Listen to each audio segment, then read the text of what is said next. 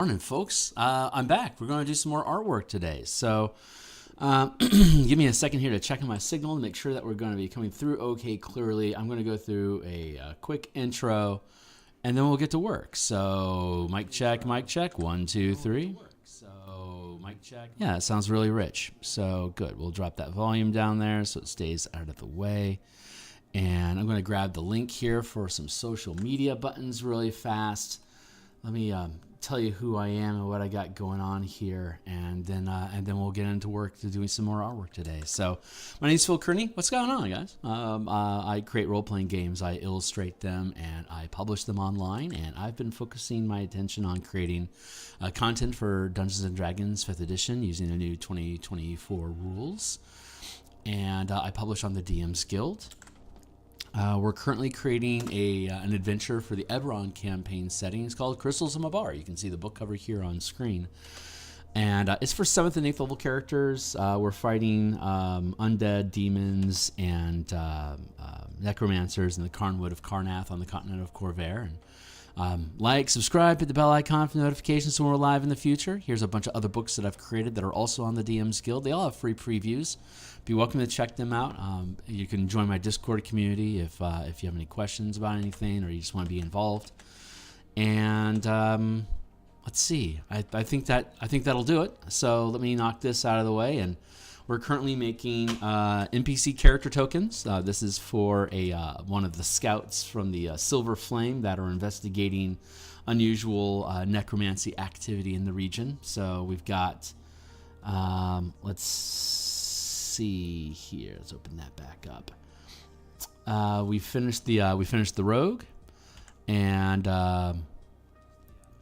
we're currently working on the. Where'd you go, buddy? There you go. We're working on the tank.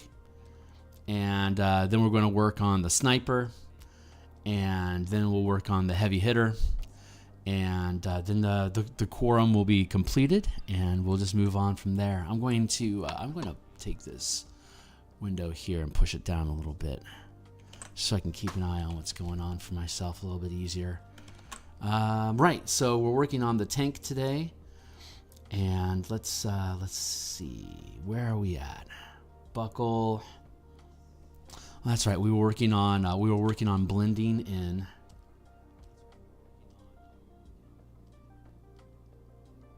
Let's see. Here's the line art to the character. Here's the line art and color for the shield. Here's the line art and color for the spear. So we're keeping these all in separate layers. Right now, I am blending in. I think we were adding color. And I believe we are good. So I'm going to take this here. And I'm going to take this here.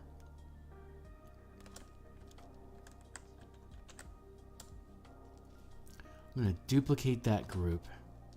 I'm going to merge it down. I think this is where we're at. So now we have it as a... See, we have a separate layer now. It's all merged. It's all been merged together into one form.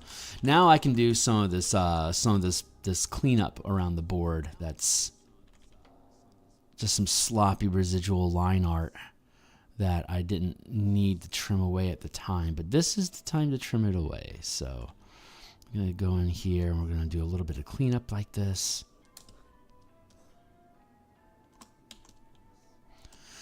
I had COVID, and it knocked me down for like a good week and a half.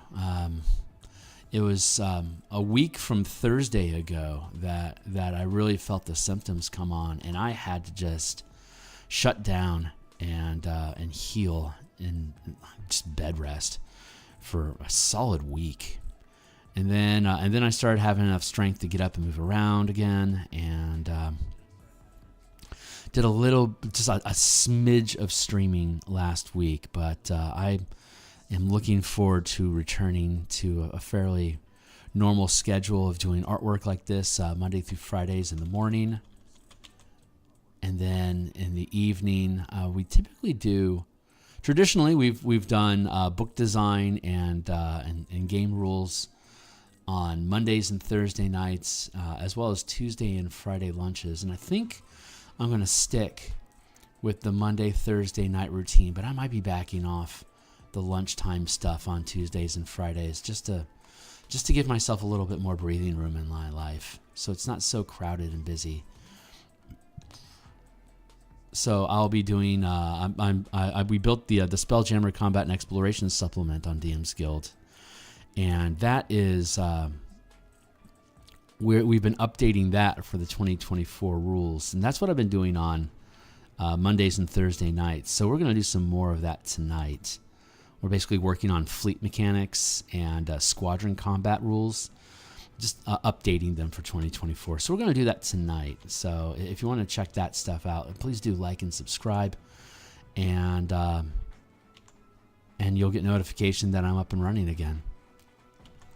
But we're going to put in about an hour and a half or so of artwork this morning for this character art, this group of characters. These are optional characters that the players can run into during the course of the adventure, either as they're missing, they've gone missing, and there's alternate plot lines and scenarios in the adventure that the DM can mix and match to just breathe a little life and make it a little bit less static, to make the adventure evolve and adapt to where the team is at. And this team originally went in looking for this occurrence of this evil energy that arose in Karnath that the Silver Flame Diviners detected.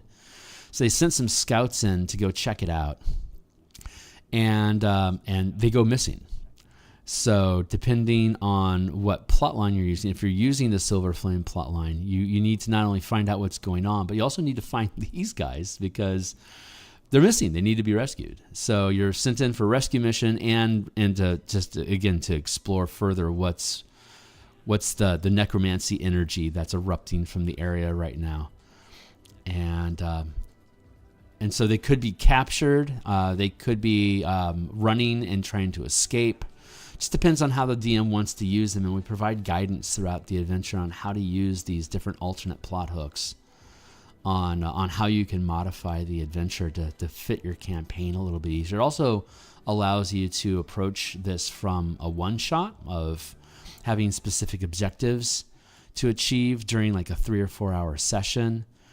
But if you want to make it part of an ongoing campaign, then we provide guidance for that as well. So it's designed to be adaptable and usable by professional DMs that want to run around in the Eberron campaign with their team. So right now we're just blending the line art into the coloring that we've already implemented here to just create more of a... I'm going to up the intensity on that, a smudge brush there. I'm just using a light smudge brush here, nothing too intense.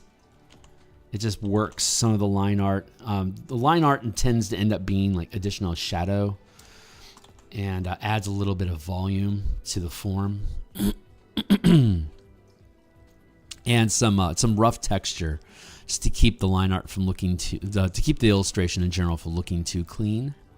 I like having a rough texture on a lot of my character art and a lot of my illustrations in general, just to give it a sort of rough and ready feeling. I don't like... Unless I'm working on a specific objective, I generally don't like anything being too polished.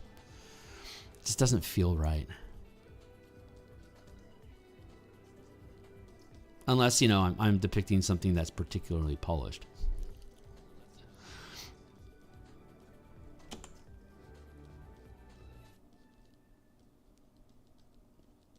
I'll push that up in there like that.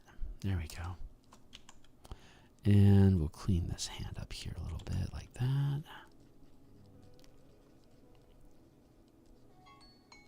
That's, if you can hear that, that's my 20-minute timer. I keep a 20-minute timer rolling while I do artwork like this because I have a day job. And I wake up early in the morning to get some creativity going here with the artwork every morning, so I can... even if I have an exhausting day at work and I'm emotionally fatigued, if I do my artwork first, I'm literally paying myself first, right? I'm rewarding myself and getting work done that I'm proud of, and that allows me to go into the rest of my work day and not pine away wishing that I was working on artwork while I was supposed to be doing my day job. So I'll work this until around 7:50 something, and then I'll log out and I'll go to my day job.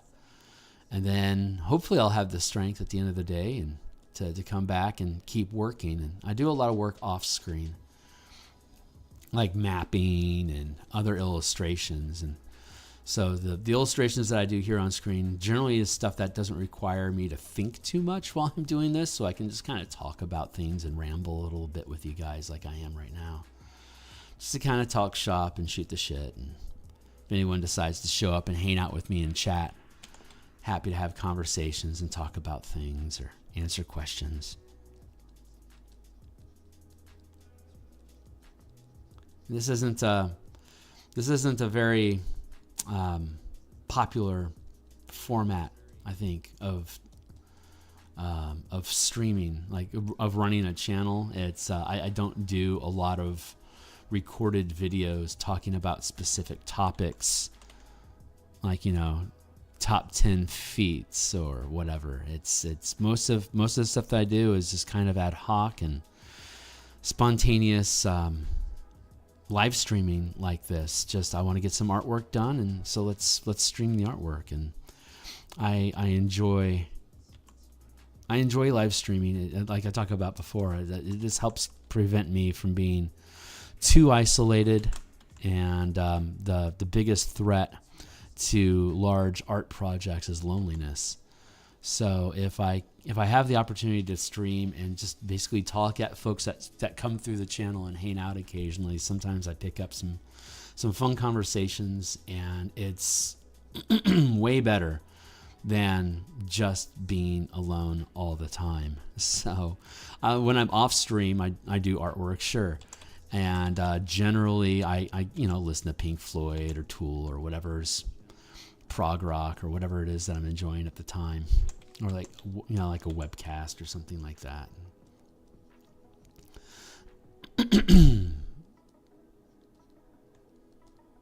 But this helps make sure, again, it helps guarantee that I get something done every day.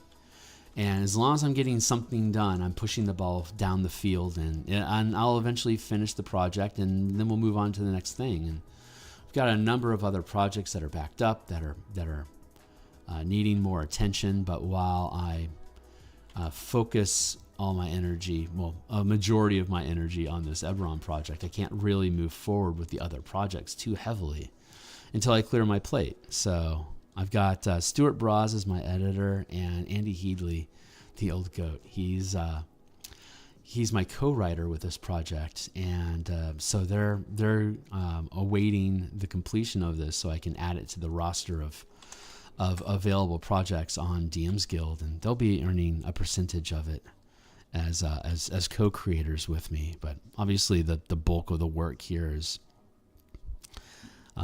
artwork, which is solo work that I do. So I started off as a freelance illustrator.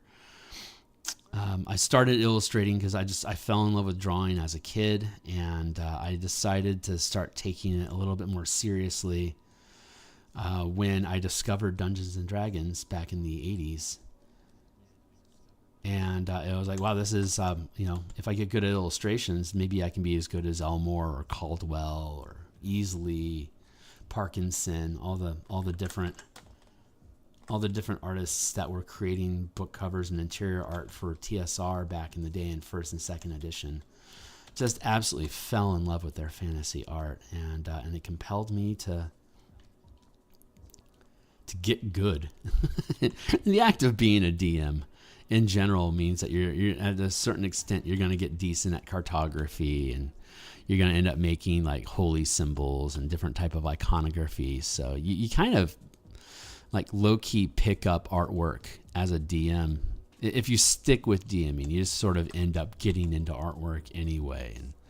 And I was playing as well as DMing, so I had characters that I wanted to to depict, and scenes that were occurring, and forced me to learn, art skills, and I just kept with it. And eventually, in the early 2000s, that's when print on demand became possible. Prior to like, I probably like 1998, I suspect, is when print on demand really started to take off, I think. And prior to that, you had to be in a publishing house to publish something at any kind of reasonable rates. But once print on demand and of course PDFs being shared online, once these things became a thing, that opened the door to a lot of third party, like the OGL of creating the license for people to make D&D stuff for 3rd edition that Wizards of the Coast offered, and that really opened the door to a lot of people to start creating role-playing games and developing their own systems. And it was really an explosion of role-playing games, because it took away role-playing from having to be produced by publishing houses that could afford printing, right? It wasn't a risk anymore. It was a low threat. It incredibly lowered the barrier of entry for anyone that wanted to create role-playing games or illustrations for role-playing games. And I never really got into making a business out of it, but I would just casually pick up some gigs here and there, some freelance work, and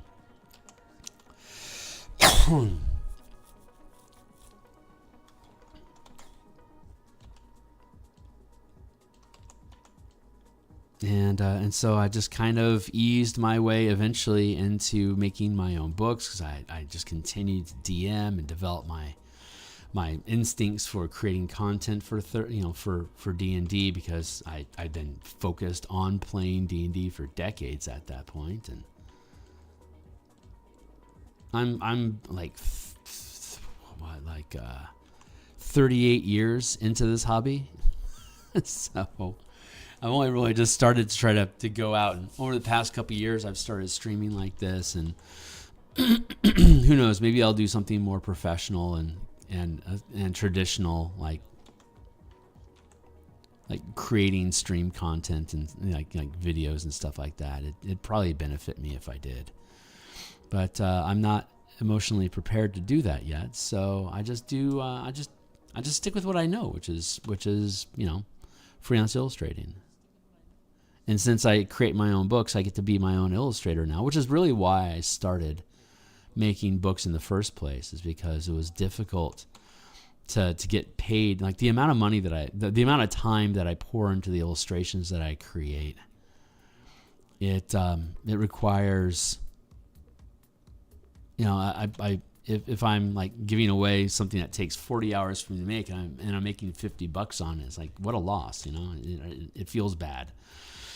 So I decided to start making my own books so that I could not worry about getting paid as an illustrator, but instead to get paid as a book creator. And I just happened to make my own art in the process. So all this time that I spend here on stream illustrating the project that I'm working on, it's just basically just lets me talk about the project that I'm working on for God knows how many hundreds of hours while I produce the thing. And hopefully once I publish it, folks that appreciate the channel and want to support me will pick up the book.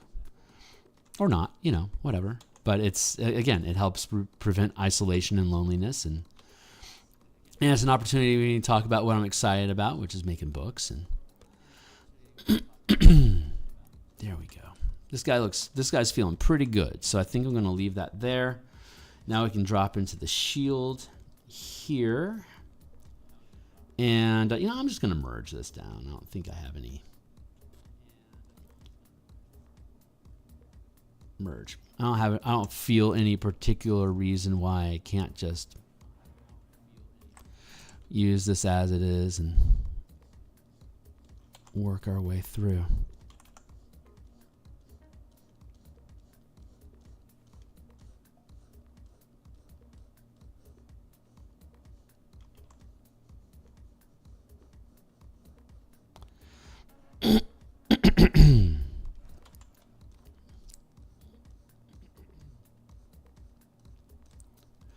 is a CR1 mercenary. That's the whole party are technically just CR1 mercenaries using different equipment.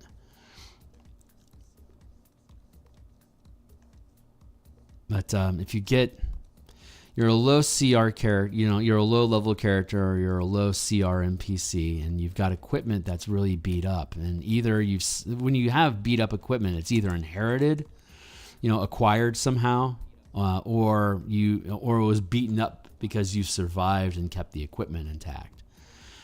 And I always think about like how beat up is a shield, for instance, because the shield's going to get just absolutely clubbed, right? It's designed to take hits for you, so it's every scar that your shield takes is one that you don't take, right? So you want to, if you're gonna have equipment, you know, you want to have sturdy equipment, but it's if you're seeing any action, it's gonna get roughed.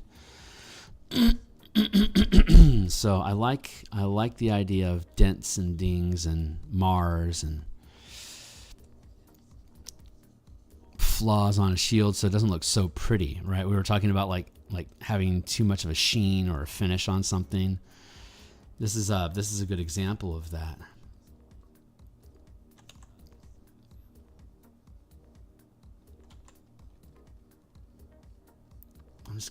I'm gonna keep it simple. I don't think I'm gonna go with any complex iconography or any kind of painting on it. It's just a durable little shield, and it doesn't necessarily. I don't want we see these guys are these guys are from the Church of the Silver Flame, but they're in Karnath, and the Church of the Silver Flame and Karnath they're both kind of theocracies. Karnath is more of a blood of Vol sort of necromonger cult sort of thing. At least that's what they were during the last war, and they're trying to divorce themselves of that religion, because it doesn't serve them anymore in a more unified Corvair. And Thrain, the Church of the Silver Flame, they are absolute zealots and worshippers of the Silver Flame, which is basically a Quaddle or feathered dragon cult. And the feathered dragons are good, so these guys are like. The underlying premise of the religion is good, but there's so many people that can operate inside the religion that are bad, promoting the tenets of good.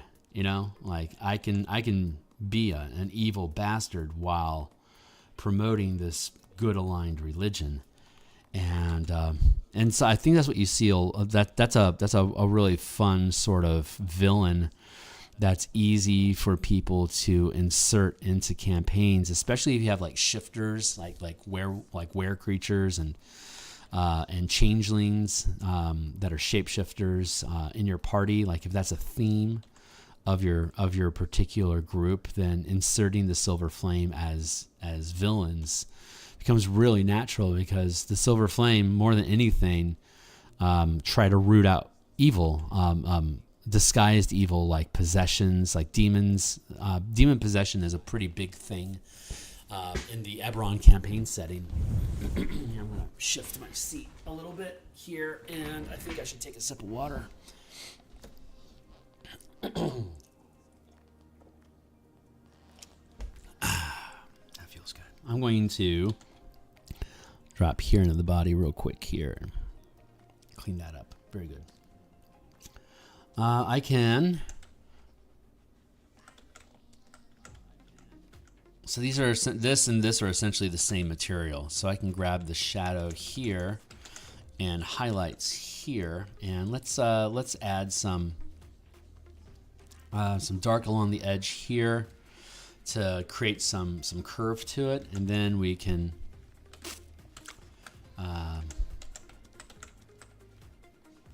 take this and push this up like that,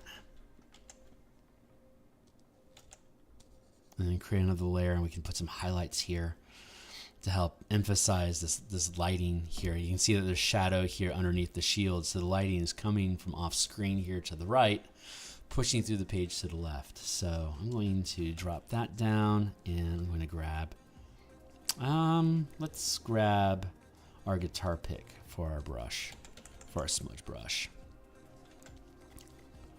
And I'm just going to work this along the curve of the shield. Start creating this this darkening. And we'll probably drop the opacity of this layer to be a lot more subtle than it currently is. This is very bold. It's too bold for the source of light and the composition of the material. But it's an easy way for us to help clean up this edge along here. There we go.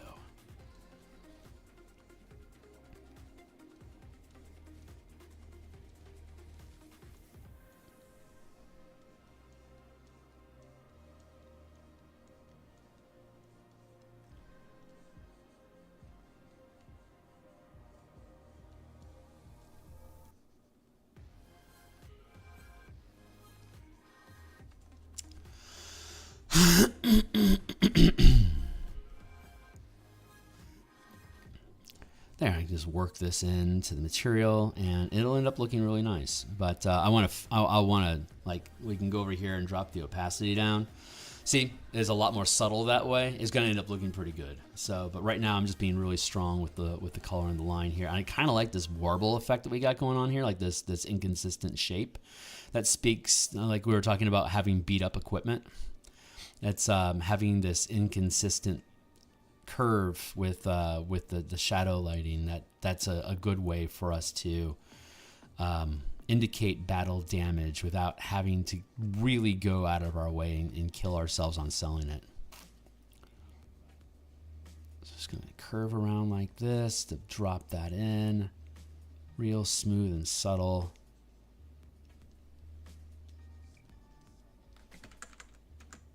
Let's take that back. And we'll work that in like that.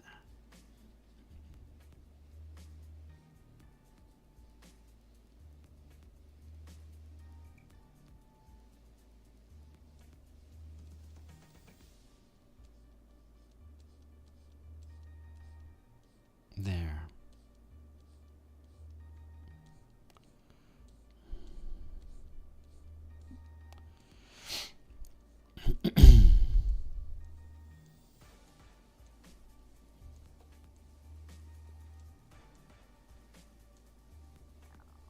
There we go. And then we're going to fade that out again because it's curving around towards the light. So we're going to have that fade like that. There we go.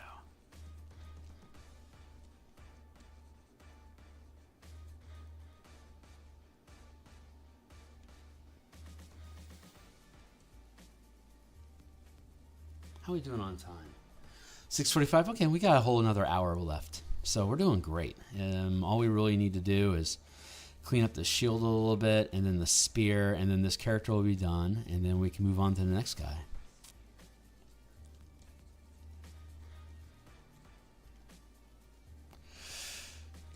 Now, if you're using the Silver Flame plot hook, and you're actively looking for these guys, you find them pretty quickly. It's just technically it's the first encounter that you have. Is of the 4, you find 3 of them, but one of them just got killed by falling. They're stuck in a tree, trying to avoid being eaten by a pack of undead wolves. And this guy he's dead already, so he never had a chance. He's the first to fall from the tree, and then the other there's 4 characters in the party. So the Enrica, the rogue that we first illustrated that I showed earlier, she is captured, but by the time the team gets to the manifest zone where the bulk of the adventure actually occurs, she's already escaped.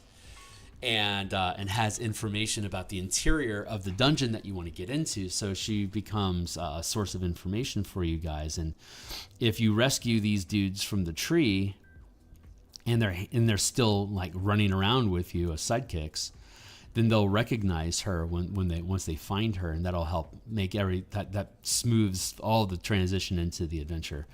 If you aren't using the Silver Flame plot hook, then you could find somebody else in the tree. The tree is a really great opportunity for you to find NPCs that are basically stuck and need help. So they become sympathetic to helping your characters immediately. And since there's the default plot hook of rescuing villagers, and then all the 5 alternate plot hooks, who's in the tree can change depending on how you want, like which plot hook you want to use, or how you want to blend the plot hooks together. And each of the people that are in the trees have different pieces of information for you. So the DM, after reading through the adventure and then reading the alternate options of like how to modify the adventure, can choose what people are actually in the tree. Like there could be escaped alchemists that were quote unquote recruited to experiment with materials that are in the manifest zone, and some of them start to freak out because they know that there's people being sacrificed to make the manifest zone unnaturally strong. And they might want to get out of that. So you could have a scientist, and you could have like one of these scouts and a villager stuck in the tree all together with different pieces of information that you can basically mix and match depending on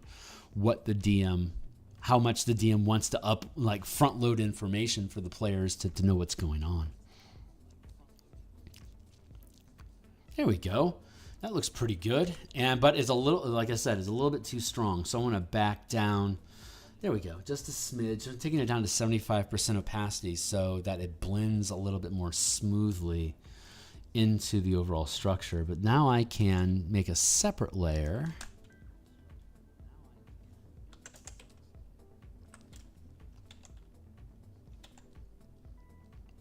And create just a simple line here to help emphasize the lip, the fold of the shield.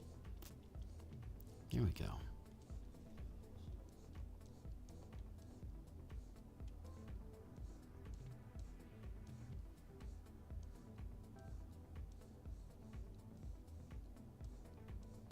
Smooth that in.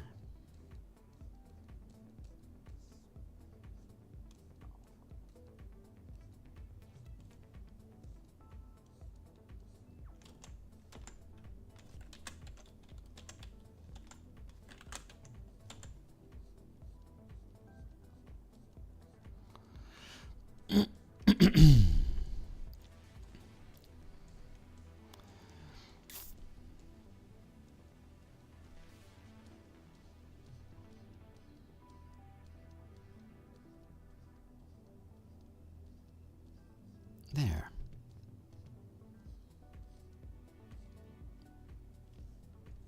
And I'm going to take this, I'm going to drop the opacity on that a little bit too. We'll take that down to 75% as well. There we go. Just to work that in a little bit. Now we'll take the highlight that we built here, right? And we'll work that into, we'll work this into the front end.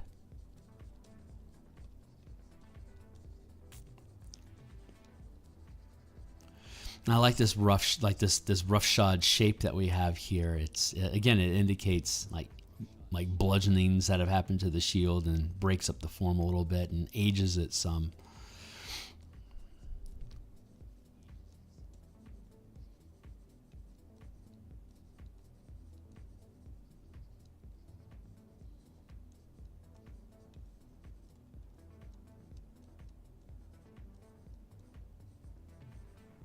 There.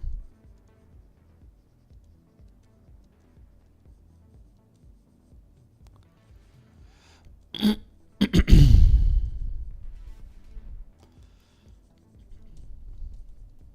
we go.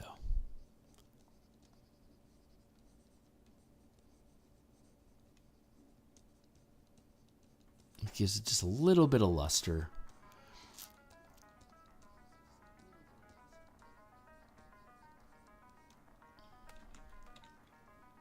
Yeah, very, very simple.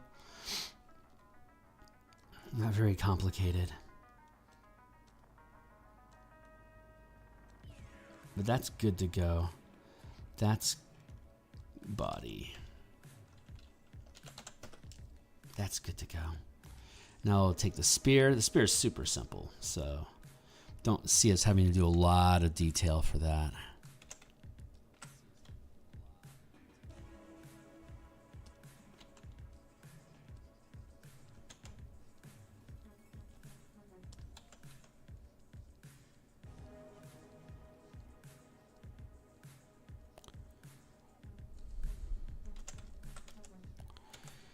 There.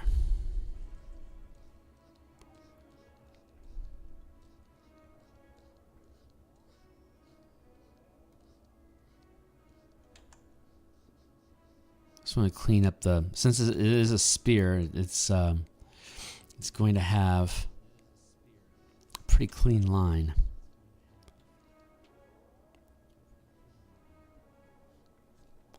Just want to respect that line a little bit. There we go.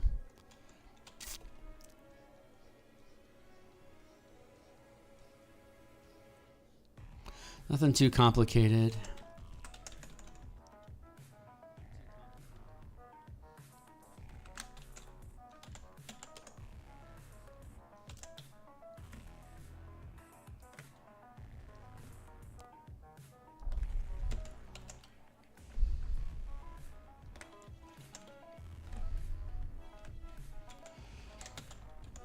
The outline in there so it just sits on top of the form.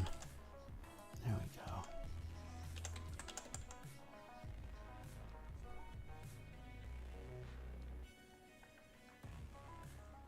Like that.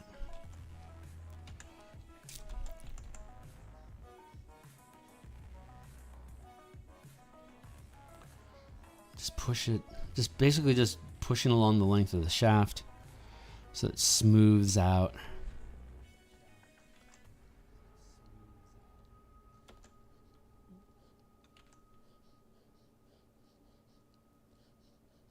Nice and clean. There, easy peasy. And that is the... So I'm going to take the line here and I'm going to smudge that there. We're going to take this here and push it out to the tip.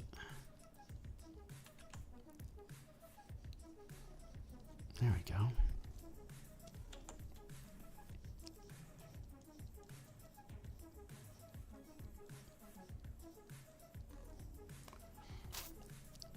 Just want to blend that line in there a little bit.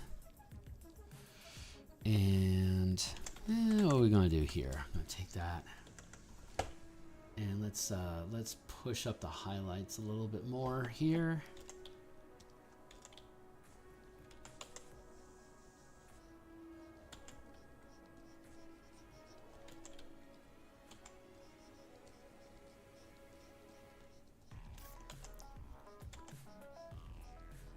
There.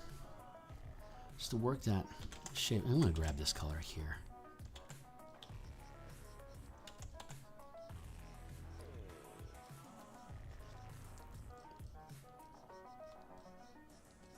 On the edge like that.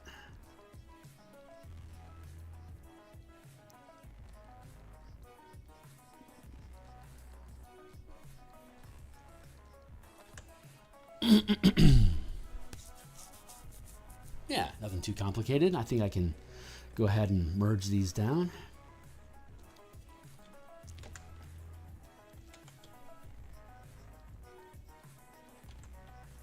The contrast between the shield and the blade carries the form. So I don't need to, I can de-emphasize the line art a lot in the spear tip here on the top edge.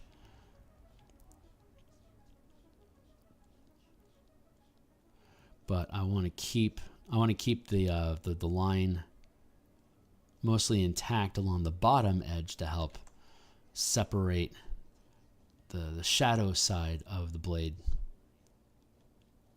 from the shield it's overlaying.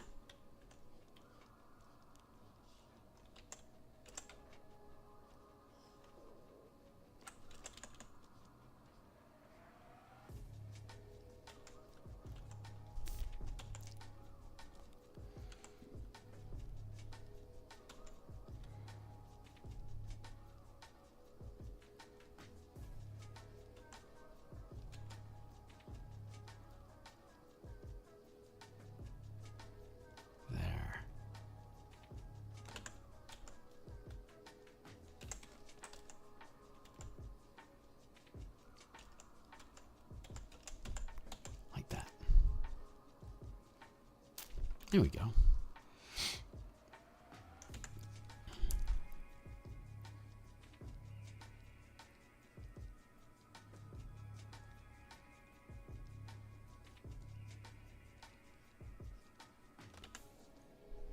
Nice. Hey, cool. That guy. So this guy feels pretty good. I think he's done.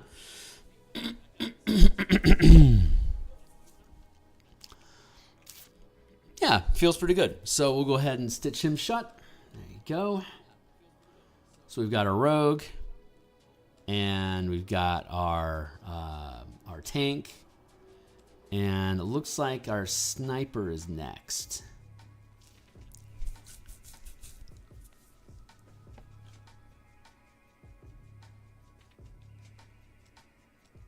Bow. Sniper. Bow. Put that into a separate layer, and then here, sniper.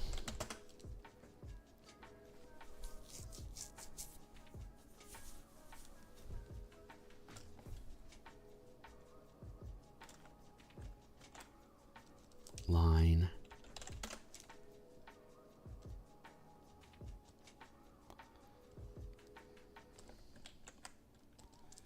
Color. Again, we're separating the color underneath the line art so that we can build the form up. We'll start with our skin, and then we'll push down from there. So I'm going to go with this mid-tone around here, I think, as our base. Oops. So let's go into here.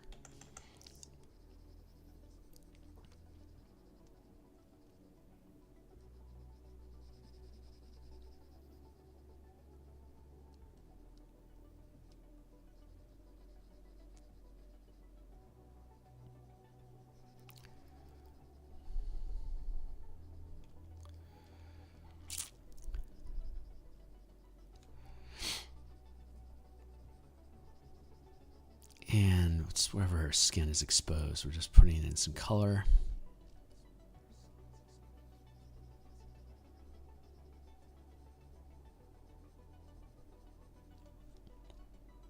But she doesn't have a lot of skin showing.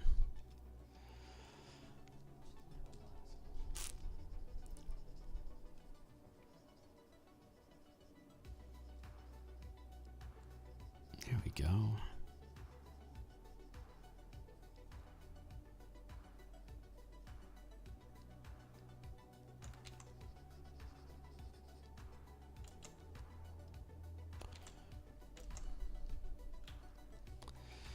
Basically like that.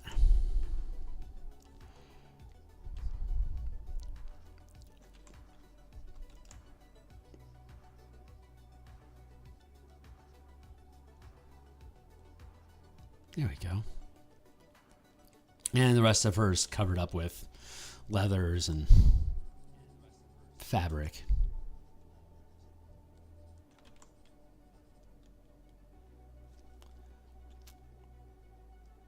There's that, and then we'll grab in some of this dark hair here. We'll go for a mid-tone like that. Got a real reddishness to it, doesn't it?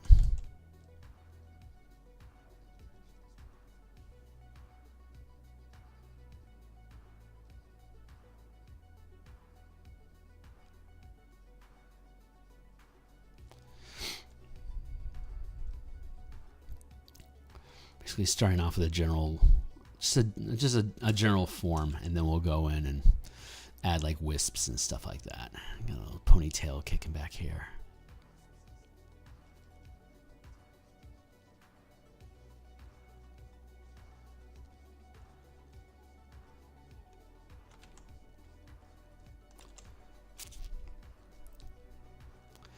And we'll be able to fray this into little wisps as well once we get there. But for now, we don't need to. We just want the general shape of it for the silhouette. We'll worry about the subtle details later on once we start blending the line art into the color itself. Then we'll worry about that. It's a little shock of it back here.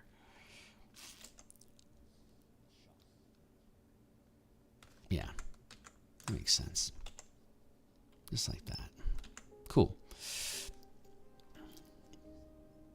Now we'll go for the underlying fabric. So we the skin, and then the hair, and then the undergarment, and then the armor on top of the undergarment, and then the equipment.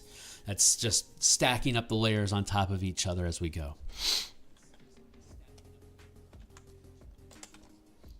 Let's take this mid-tone material here.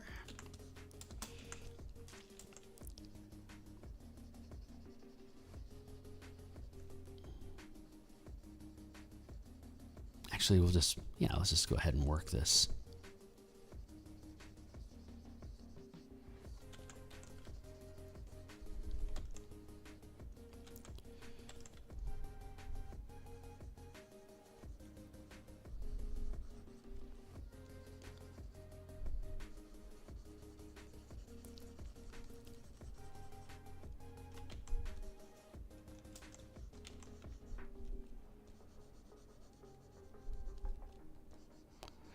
Thinner legs down. I have an issue with making like really thick legs. I don't know why that is, but I always end up making like really thick thighs. Like my initial instincts on characters is just to give them big, thick, like double C thick thighs, and I have to curb that in. I have to rein that in a little bit.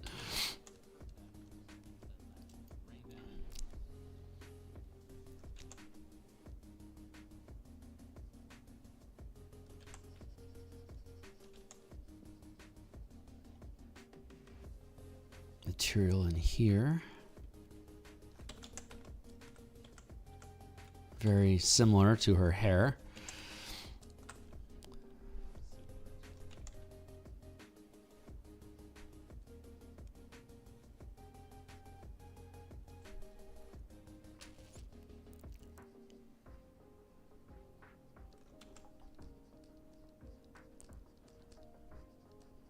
This sort of buckskin.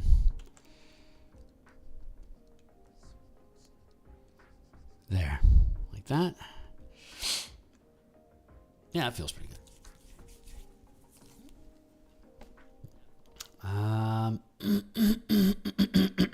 Excuse me.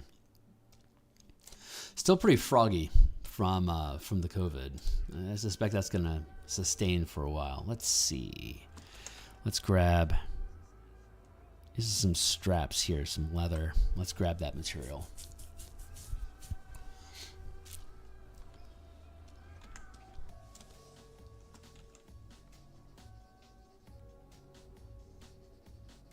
That's a little dark. It's a little darker than I want for a base material, but it's the right idea. So let's grab a mid-tone like that.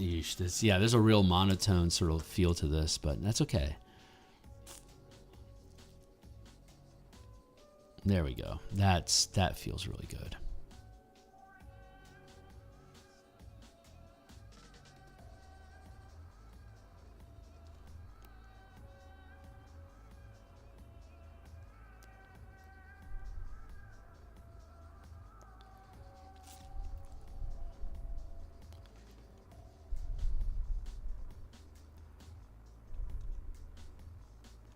Just filling all the, just filling in the gaps, just coloring it in. That's my 20-minute timer popping off, keeping me on track.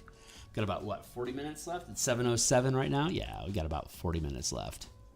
So we'll have 2 more of those, and then, yeah, 2 more of those, and we'll be done for the morning. And then we'll be back tomorrow. We'll keep working on this some more. And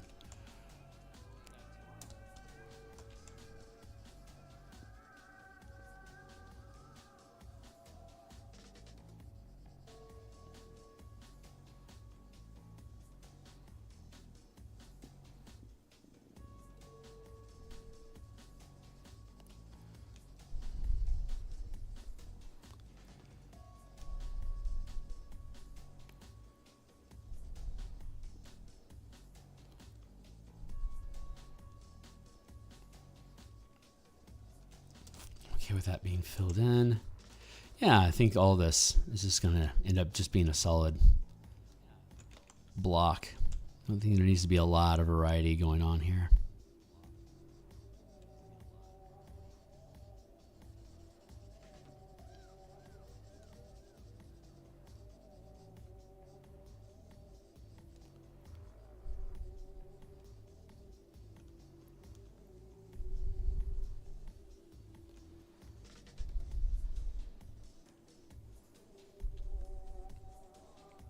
Draping effect here across the thigh, and then curving around the leg to the back.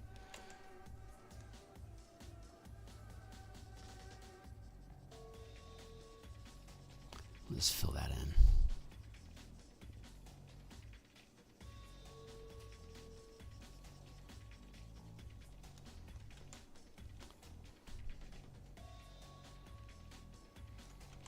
in. Let's leave that out.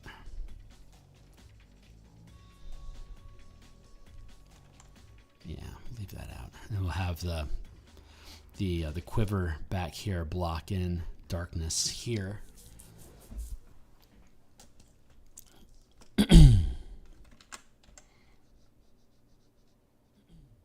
And let's see how you looking over here, kid. Yeah, let's do that.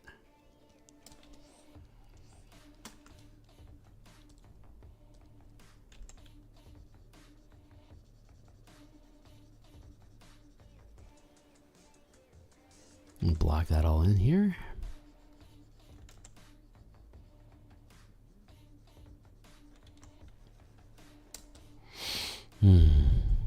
Good morning, folks. Thanks a lot for hanging out. I really appreciate you.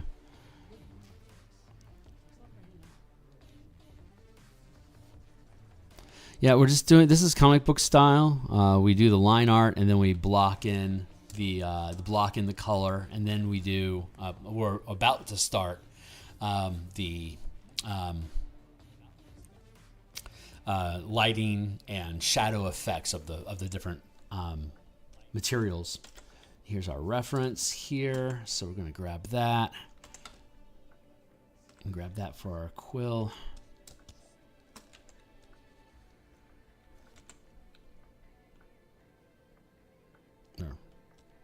Yeah, here's our quiver. And then we want to add our bow, our arrows there, and then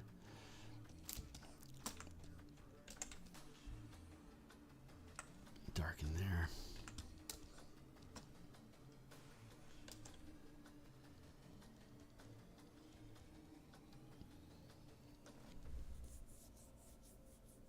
Generally how that looks there. I don't see color, so I have to borrow color references from other illustrations. So I go online and I find an illustration that I like, and then I grab that and I borrow the color from it.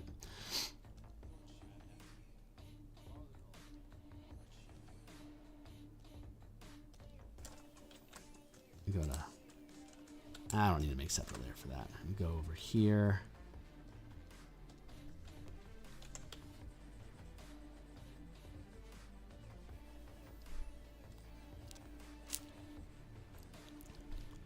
Very simple bow, and we'll probably add composite material, like make it a little bit more complicated once we actually start So we do the color flats, and then we do the highlights and the shadows inside of that color, and then we blend. We merge the line art into the color, and then we basically smooth the line art into the color. And while we do that, we can add a little extra structural details and little bits. It's a process that I repeat for. I'm going to just go ahead and block this in, and we can end up erasing that once we get our grip proper. But this is a process that I use a lot, and it's really easygoing, and it allows me. Once you get the line art, I mean the line art's really the most difficult part. Once you get the line art in, just filling in color details is just basically. It's Zen time for me. I don't have to really think while I'm doing this stuff. So it's a lot of fun just to be able to hammer this stuff in and just kind of riff off of things, you know? Talk shop with people. What's going on, guys? We'll raise that up a bit there. And we'll need to get the string in, but that'll just be a wisp. We'll have to worry about that, but it'll overlay everything else, so we don't have to worry about the string until the very end. And yeah, that feels pretty good. So we can have that sit. I'm gonna fold up. Actually, let's work on the bow. Why not?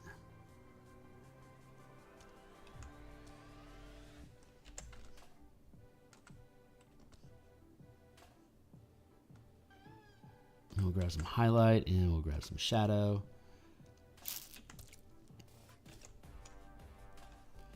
Let's go with the shadowy bit first here. Good morning, peoples.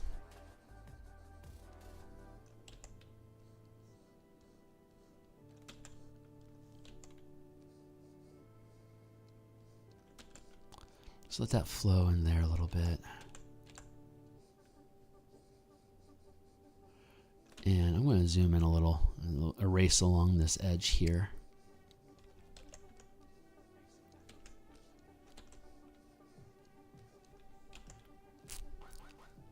Just get that curve good.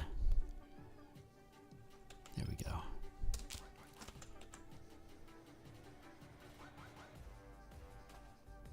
Yeah, and once we merge the line art into the color, we'll get rid of all these little frazzle bits that are like these little specks and stuff that always end up hanging out on my pieces.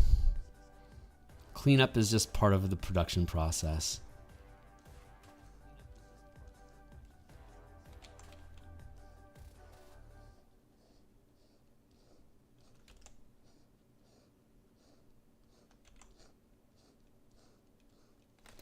I put a brand new nib on my art pen yesterday.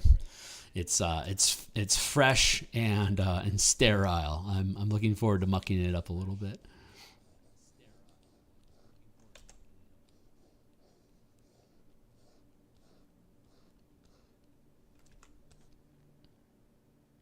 There, and now we'll overlay our highlight. And once when we blend the line art into the color, we'll probably erase a lot. Like we'll end up erasing some of this line art and letting the highlights stand on their own.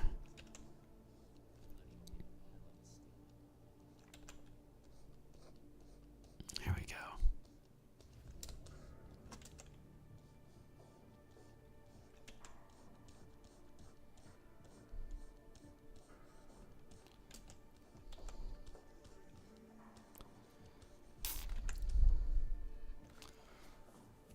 Yeah, and we'll add some complexity, like reinforcements and stuff on this once we actually blend that all together.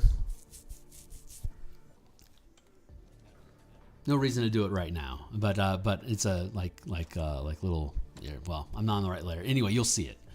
Stick around, you'll see it. Let's see. Okay, cool. So now we've got flesh, hair, fabric, quiver,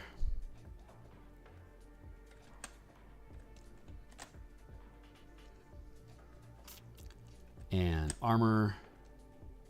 So these are all now in separate layers. So I can go back here into the skin tone and hit our reference image here. So we'll grab highlight here and then shadow here. Actually, this will probably be better shadowed down here. There we go.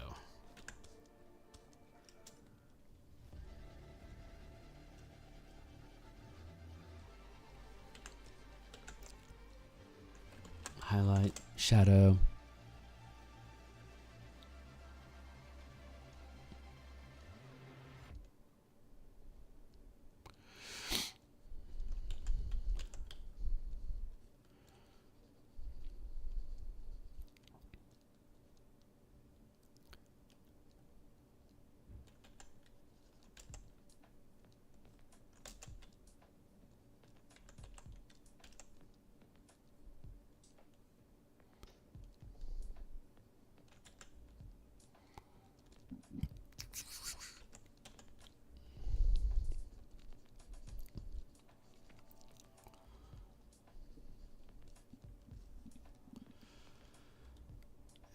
A separate layer for the highlights.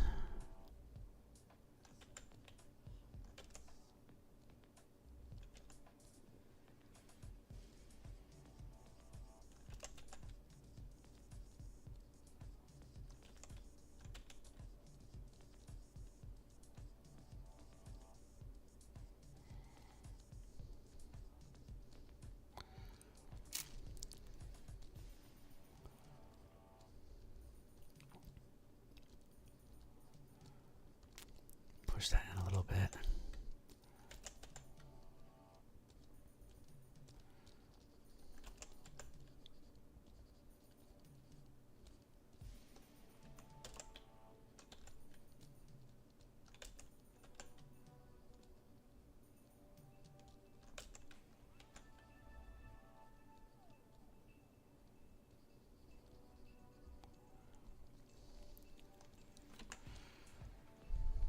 I'm going to actually drop the opacity on that a smidge. There, that feels pretty good.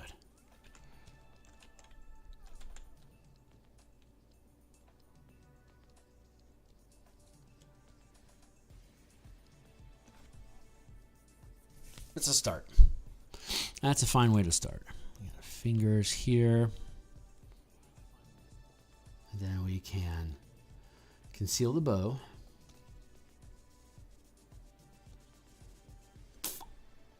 I mean, the bow. There we go.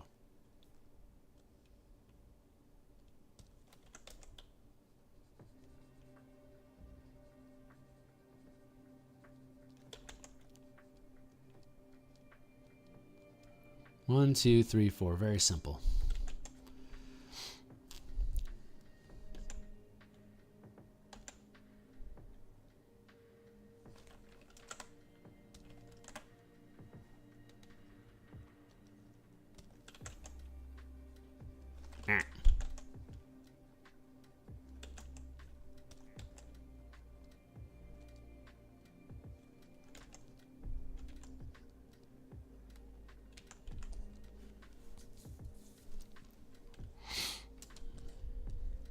I mean, that's all we need for the flesh. So we'll go into the hair next. And, sorry, hair's down. Come on, buddy. Come on, buddy. Work with me. Thank you. There. Grab that and here. And let's check out where her hair's at. She's got dark in here, and there's a little bit of a highlight in here.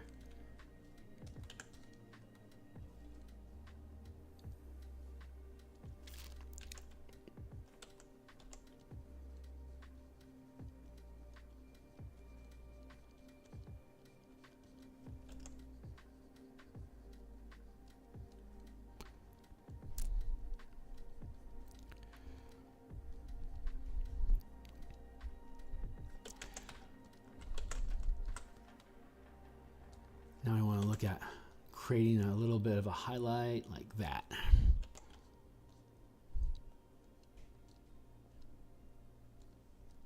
I'll just add a little bit of texture and form to it. And we'll worry about wisps and splaying it out once we actually get into the detail work, but that's a decent little highlight. There we go. I like that. That feels good. Hey guys, how you guys doing this morning? Thanks a lot for being here. I really appreciate it. Having some fun making some art here with this little archer character. Okay, there is the fabric for the underline. We're using her buckskin leggings here as our color reference. Since I don't see any color, I have to borrow off of illustrations online and use the RGB slider up in the right hand corner there. This is my color revision over here, so I can see that highlight, and then you can see there's the highlight, there's the shadow.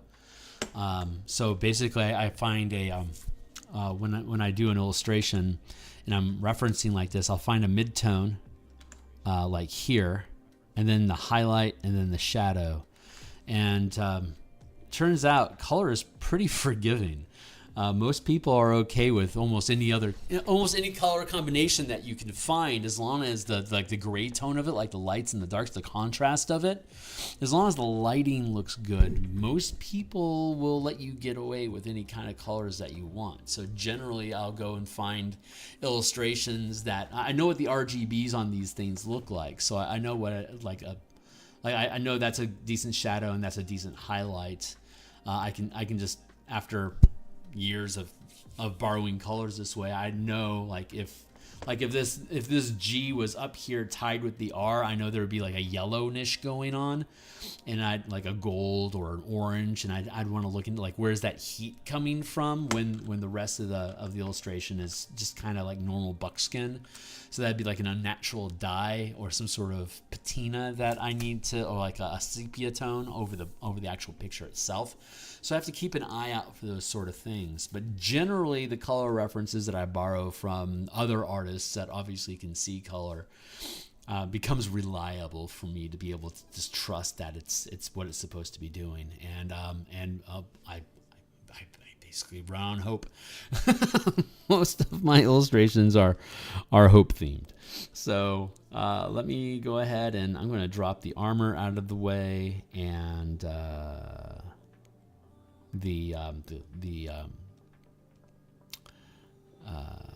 what's the word I'm looking for here? Quiver. Get those out of the way. So I'm only looking at here's a little bit of fabric here, and here I can put a little fabric in there, and then her leggings. And then the line art will blend the line art in. So I've got this line going here, but that feels more like a shadow line more than anything else. I think I was thinking about like boots or something at some point, like really high top boots, but I don't think I'm feeling that anymore. So I'm going to just blend out that line art. So anyway, that's enough pontification. Let me just go ahead and get to work.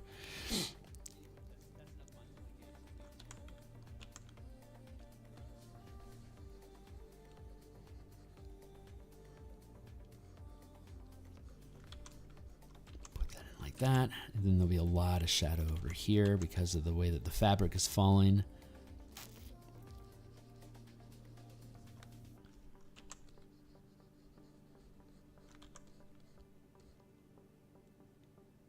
Oh, looks like you used the same layer on accident, and that's okay.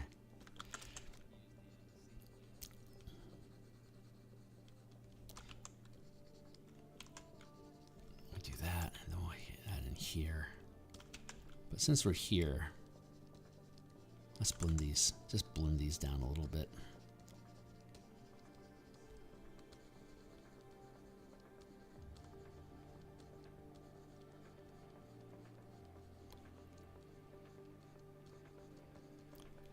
There.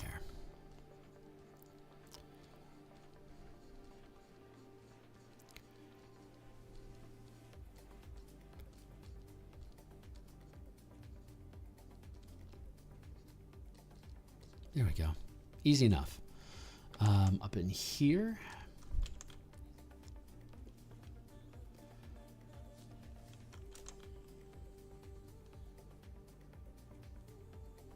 Just going to block that in.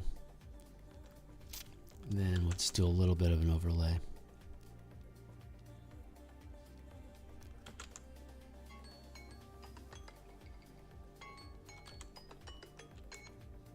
Oh, that's my timer. So I've got 20 minutes left. We got 20 minutes left today. And then we'll stop. We'll come back, and we'll be back here tomorrow morning. I've recovered enough from COVID at this point that I think I'm stable again, and should be able to maintain a normal production schedule again of Monday through Fridays in the mornings, and then we'll be back tonight. We're going to work on Spelljammer tonight for Dungeons and Dragons 5th edition 2024 rules. If you check in the description down below, there's a link to Spelljammer Combat and Exploration, which is a PDF we published on the DMsGuild. And if you're into D&D and you think Spelljammer is like cool but was lacking, it's a deep dive into converting ship mechanics to use 5e character action economy to operate different weapon systems and to maneuver ships and stuff like that. So definitely, if you're into D&D and you're into Spelljammer, it's definitely worth your time checking out. I'm really proud of that work. But it was built for 2014, and there's always the opportunity to improve upon things. So we're taking that opportunity and basically revisiting the book to build out. Hold on real quick.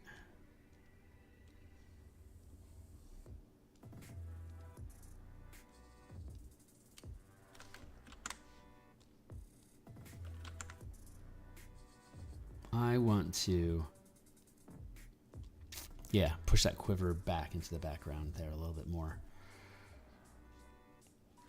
This is armor, and this is fabric. This is quiver. This is hair, and this is flesh. There we go. So we got the fabric taken care of for the moment. Let's work on the quiver.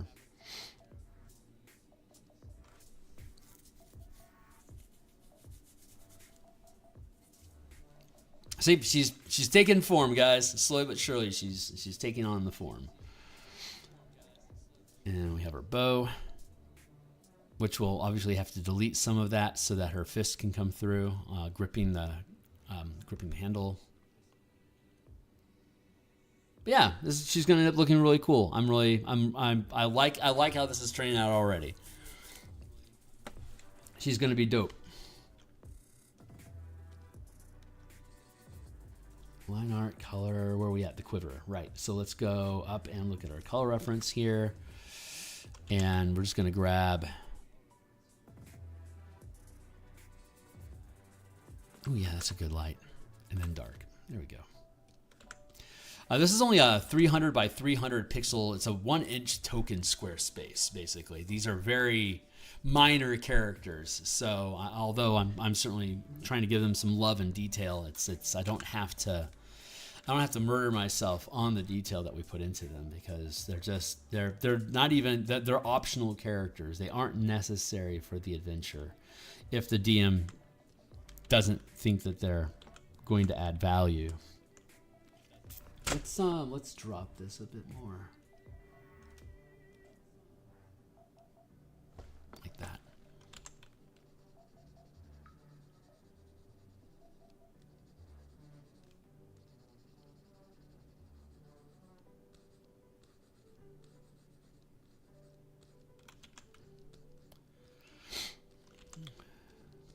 There we go.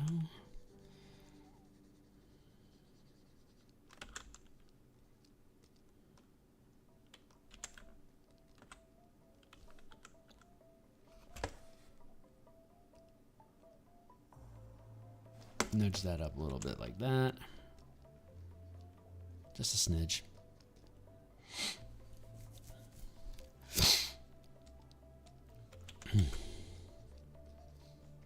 I'll blend that in. Blend to win. Blend, blend, blend. There we go. Looking good. I'm seeing here that I skipped some flesh, so hold on real quick. I want to go back down here into the flesh layer, and let's grab this darker tone here.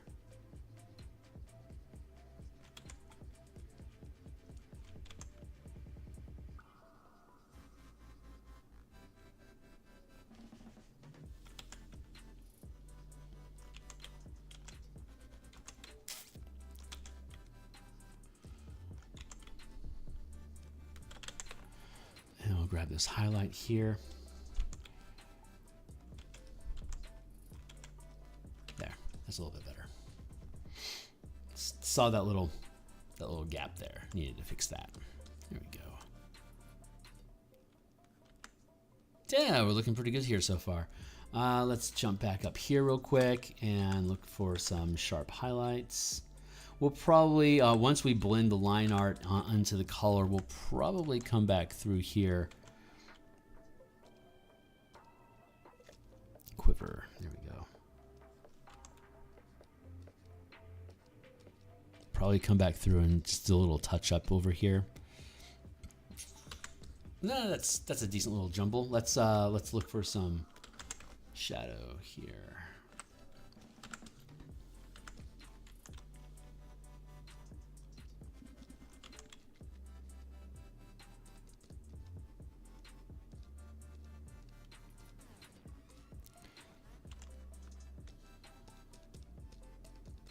There. Doesn't have to be a lot, just subtle. There we go. Okay, cool. So the quiver's good. Fabric is looking good. Looks like all we have right now is the armor. So let's go ahead and start layering in the armor. And we were just borrowing off of, honestly, just the strap down here. There and there. That's the type of material that I want. So let's start adding in some form here. I'm going to, so that I don't get confused, I'm going to drop away those two layers for now and just work with the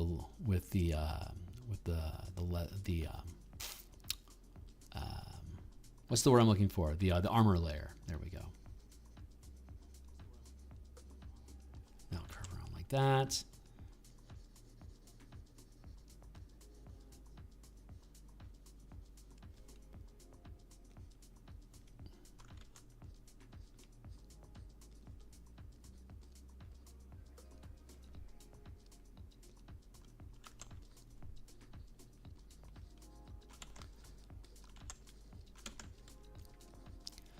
Block that in here like that.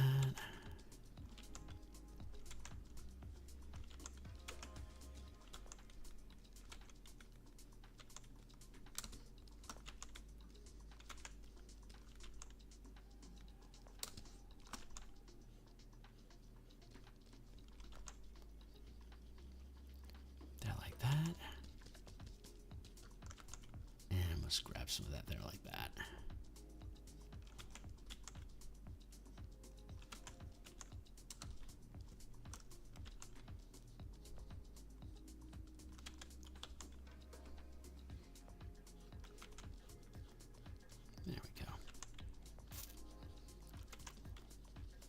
It's gonna blend down in here like that. Just curve it in. Good morning, people. Thanks for being here.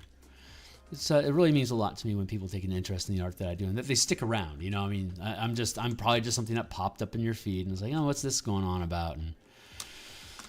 And it's always a crapshoot because, you know, maybe you'll like the art, maybe you won't, who knows. But that you stick around and you want to listen to me ramble a little bit and watch the process, it means a lot. So thanks a lot for being here, people. It's slow building this live streaming sort of style of channel. Almost everything that I do involving this channel is just me live streaming art like this. And I do it Monday through Fridays in the mornings. I've been consistently showing up every morning for a couple of years now, and again, it's just an opportunity for me to be able to do something creative in the morning before I go into my day job. Sort of reward myself first.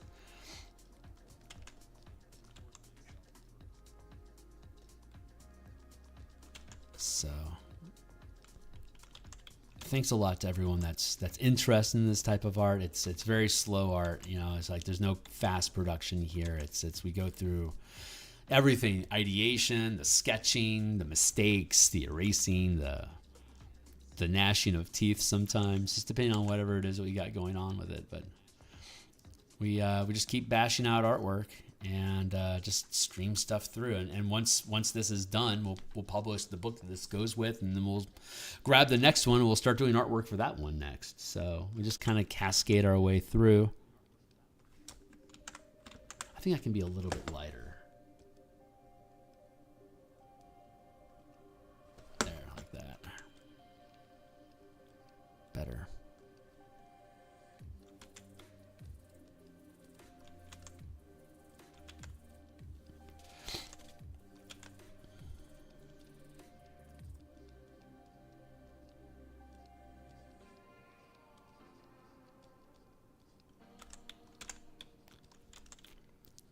Put in some whiting through here. So once we finish the this light detail, like this highlights and stuff, once we finish that up, which I think we're about at that point now. So let's go ahead and drop that in there, and we'll re-add all these. So here's our basic illustration that we come up with. And I think we're at the point now where we can merge it all into one block and start working on the detail work and doing cleanup. So that is the next step. So let's add these together as a new layer. We're going to duplicate the whole block of it, and we're going to merge it all down. So now it's just a single layer like that. So now we can go in, we can do like all this little, like all these little dirty bits that are laying around. We can do all the cleanup on that, and we can start sculpting the form of the body a little bit more, cleaning up a little bit here.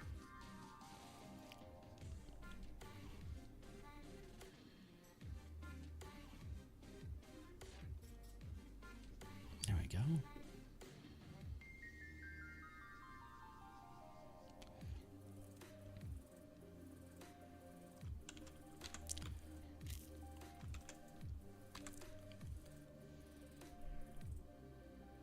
So we're just going to go through here. We're just doing cleanup. We're going to make the silhouette solid so that all these little stray bits that you see laying around here, they're all going to go away. And that'll strengthen the silhouette. And then from there, we'll go in and we'll blend the line art into, just using a smudge brush, we'll blend the line art into the color so it's more of a semi-realistic instead of comic booky sort of look. But we're going to leave, we'll leave the hair blocked like that for now, like just large block. We don't have to worry about cleaning that up yet. We can trim down this line art here to make her hand a little less fisted, like a little less ham-fisted, you know.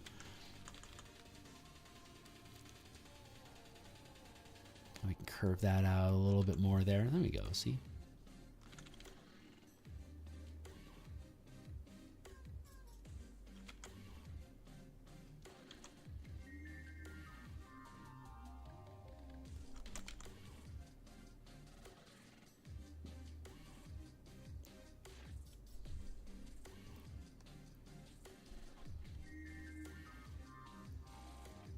Clean that up. There you go.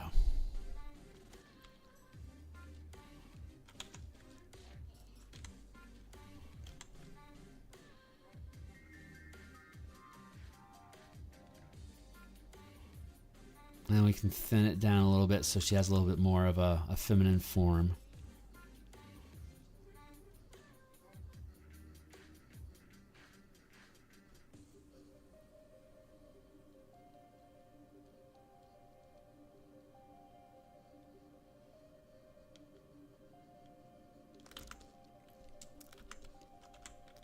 There you go.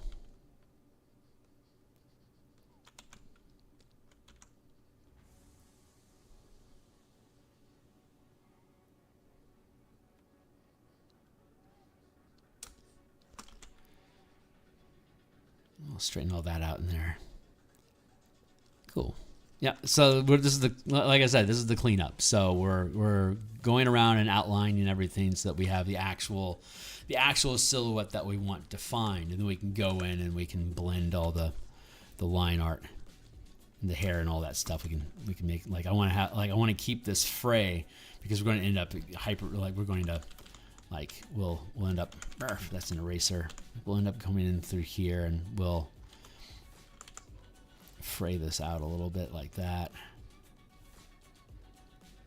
To feather it a little, to make it a little less of a lump. More free flowing.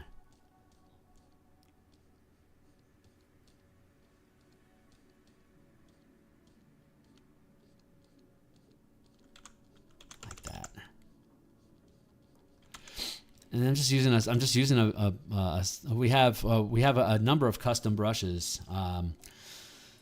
If you click through my Patreon, I have free. I'm giving away all the brushes that I use to do all the paintings that I do. Like literally everything is in this limited 16 piece. These are all the brushes that I use basically for everything that I do. Most of my work is just a round hard brush or a square. And then these two unique smudge tools that I built that are either a cloud brush or a guitar pick. Right now I'm using the guitar pick. I'm using the guitar pick right now because it's really good at grabbing edges and pushing them. The cloud brush is good at dispersing and fuzzing out. Like if I'm doing clouds, I want to fuzz the clouds, right? If I'm doing hard edge work, then that I want to push, like if I want to, instead of cutting, if I want to push the content, then I'll use my guitar pick because it has a hard top edge and it's got a soft bottom edge, and I can use that to push pixels around the page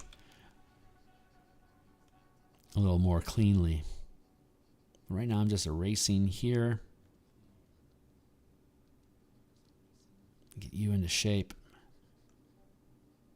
There we go. But yeah, I don't use a lot of complicated brushes. Most, like all my line art, it's basically just a round hard brush, and there you go. I'd say the complexity is like if I ended up doing, like, I do a lot of Bob Ross paintings. I learned how to paint using Bob Ross methods in Photoshop because I needed to. My background was becoming inferior to my character, monster, and equipment art. So it's like I need to improve my environments. How can I do that? And I used to watch Bob Ross all the time when I was a little kid playing Legos, watching PBS at 6:30 o'clock in the morning back in like 1980, when all these Bob Ross episodes were like brand new. And I would play Legos and listen to Bob Ross and stop occasionally and look. And I had no idea at 5 years old that I would end up using those techniques to do, book illustrations and stuff at this point. But so a lot of the brushes that are in the brush kit that I provide is like all these little weird, like this cauliflower fractal brush, and there's like this little ice pick here, and I've got like this razor and this curved conifer foliage brush, and these are different types of brushes that I use to create shrubbery and leaves and branches and backline rows of trees and stuff like grass petals and flowers and stuff. It's a pretty basic set of brushes that I use. Very, and sometimes we'll just make I'll just build a new brush on the fly to address a particular type of plant that I want to make, like cactus or something like that. I'll like make a unique like needle type brush so that we can dust the surface of the cactus with all these little bristle needles, and just depending on whatever the piece needs, we can just build brushes as necessary. But these are the mainstays, the go-tos that I keep coming back to over and over again. So we're going to get rid of that line there. So I want to just smooth that out. Well, we can use that as like a fold in the fabric now. So now that I'm pretty happy with the outline, and there's little niggle bits over here. Occasionally we'll get rid of those and clean that up a bit there. Here's a little pinch over here I can get rid of. And down here, that's my timer. So I have a day job. And I do this artwork in the morning before my day job, but this 20-minute alarm that I have going helps make sure I stay on pace. And it's 7:47 right now, so it's I have to wind down and then end for the day so I can go to my day job. But we're going to be back tomorrow morning. If you think this stuff is fun and you're enjoying the vibe, and if it's relaxed for you, hopefully it's like a kind of a chill study hall sort of feel. And if you're into that, I'll be back tomorrow. And I do this when I'm not sick. I'm just now recovered over COVID enough for me to be able to get a good night's sleep and be able to hammer away at this again. But we're here Monday through Friday every day, or every week, and have been for years. So I have to stop for now. Sadly, I have to stop. But when we come back, we'll be in a place where we can just pick up here, integrate all of this, and then we'll have another character. So just to show you guys where we're at so far, here's the rogue that we created, and we just finished the tank earlier today, and now we're working on our sniper, and then we'll work on our heavy. So getting those samples out of the way, this is our heavy axe carrier. And so he'll be the last dude that we build. Again, going through this exact same process that we've been going with this one. And once that's done, here I'll show you guys real quick where this is going to sit in the side of the book.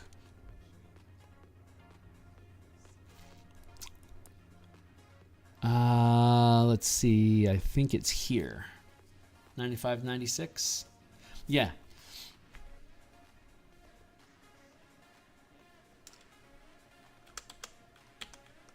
So it's a 9 by 16 format. That, and Photoshop doesn't size the screen quite the way that you want it to.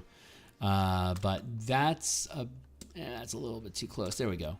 So if you're looking at this full screen on your monitor, on your device, it's 16 by 9. Each column here is also 16 by 9. But this is Rumhilda Derica.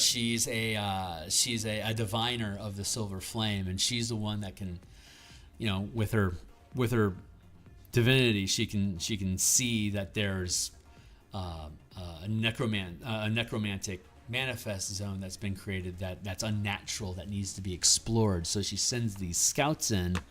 Here's our team. This is just a rough sketch, but this was the original sketch that we did. But I mean, obviously, when we finish this, we're going to cut the bust out of each of the characters and drop them into position here, and then have the tokens that we've been doing as character